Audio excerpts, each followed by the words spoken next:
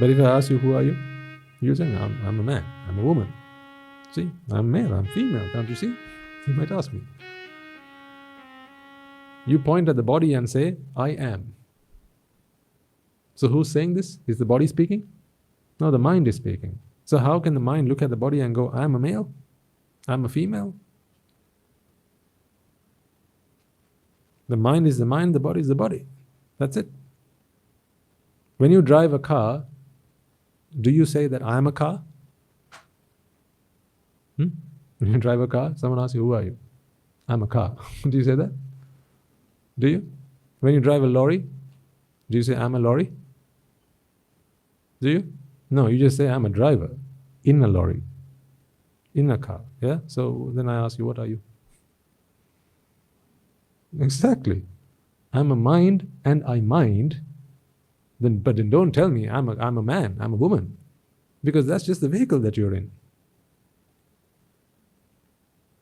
That's just the vehicle that you're in. So how can you identify yourself as the vehicle that you're in? So who do you love then? When you see someone and you feel an attraction, is it just the body that you feel an attraction to? Well, in which case, let's go to the mortuary. There are lots of bodies and no one's going to object. You can bring them home. No, that's not what you want, right? You want them to feel about you, don't you? Like when we talk about attraction, when we talk about, this relationships, you want people to feel about you the way you feel about them, right? Yeah, so in other words, they have to see that you are a woman or you are a man, just as you see that they are a man or a woman, and you have to have those mutual thoughts, feelings about each other. In other words, you want them to be mad. That's true, madly in love. Yep, I get that now. I understand that. Yep, madly in love. You can't be in love any other way. It has to be madly in love.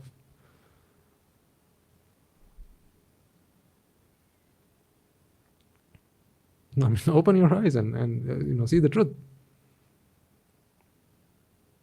There's a mind inside this. If this is the body of a woman and this is the body of a man, there's a mind inside this, and you want that mind to perceive that it is a woman. That is why, if you are a boy and you're in a relationship with a girl, you want that girl to do girl things. Don't you? As a man, if you want someone to be girly, you want the girl to do girl things. Like you want them to hang on your arm, maybe arm candy. Huh? You want them to come up to you, hello, good morning. You want them to cuddle up to you. Why? You want them to do girl things. You want them to grow their hair and enjoy doing that for you.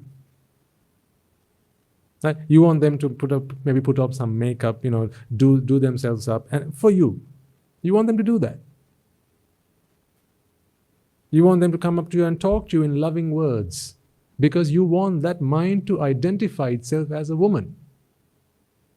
What an unreasonable expectation that is. You want that mind to identify itself as a woman. But it is not true. How can a mind identify itself as a woman? Because then, when you drive a car, you should be saying, I'm a car. What if you find yourself on a cow one day? Riding a cow? Huh? Or a donkey? Then you should say, I'm a donkey. I mean, if you are telling me that you are a woman, you are telling me, sir, you're a man because of what you drive, then the same should be true. Drive a donkey, say, I'm a donkey. But you don't say that. You just say, I'm riding a donkey. So you can say, I'm riding a man. That's okay. I'm riding a woman. That's fine. Because that's what's really going on. There's a mind that is working inside this configuration, this arrangement of just carbons, hydrogens, oxygens, nitrogens, protons and neutrons and electrons and all the other stuff that make up your bodies, and you're just the driver. That's it. And this is a curse, really, not a blessing, because the mind wanted stuff. The mind wanted to see things and taste things and smell things and touch things, right? And this is the punishment that you got for it. So now you have to walk around in this car Because without this car, without this vehicle, you're not going to experience any of it. Because the mind can't see on its own, it needs eyes to see. The mind can't hear on its own, it needs an ear to hear. It can't taste on its own, it needs a tongue to taste, right? So all these things have to come fixed. And the body has to now find a way to transfer those sensations to the mind. That is why it uses the brain. See, the whole setup, just look at yourselves, folks. I'm asking you to just look at yourselves and look at how you've been made up. Your makeup itself is a sad story. Just look at yourselves and have pity on yourselves. Just your makeup is a sad story. It's a sorry tale.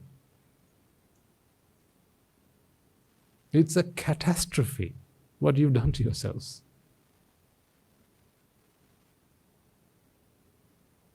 This is not something to celebrate. I don't know why people get on a poru. This is not a reason to celebrate.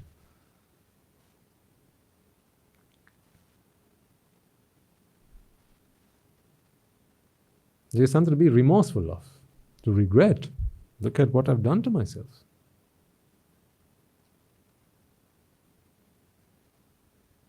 All because of separation. Because you don't hear the Buddha's words. You hear Mara Dhamma. But this is crying out loud Nibbana. So listen. Heed. Pay attention. And you will hear it. Just as I hold this up in my hand, you can hold anything in your hand, including yourself. Put yourself here and see if you can hear Nibbana.